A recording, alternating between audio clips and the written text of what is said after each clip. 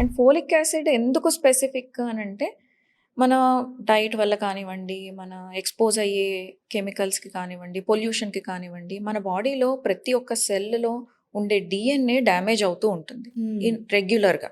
Okay. And ఆ DNA డ్యామేజ్ని repair చేయడానికి కావాల్సిన మెయిన్ విటమిన్ ఏంటి అని అంటే ఫోలిక్ యాసిడ్.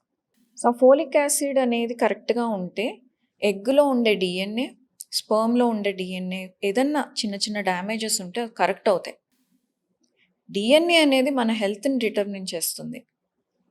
మన ఇన్ఫర్మేషన్ అంతా మనకి ఈ ఏజ్లో ఈ హెల్త్ ప్రాబ్లం వస్తుంది, మన హార్ట్ ఇలా ఉంటుంది, మన లంగ్స్ ఇలా ఉంటాయి, మన లివర్ ఇలా ఉంటుంది అనేది మన జీన్స్లో రాసేసి ఉంటుంది. సో ఆ ఇన్ఫర్మేషన్ అనేది కరెక్ట్గా హెల్తీగా ఉంటే మన నెక్స్ట్ జనరేషన్కి కూడా అది హెల్తీగా వస్తుంది.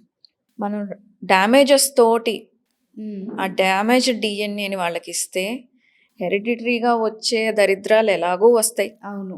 అది మనం ప్రివెంట్ చేయలేం పెద్దగా.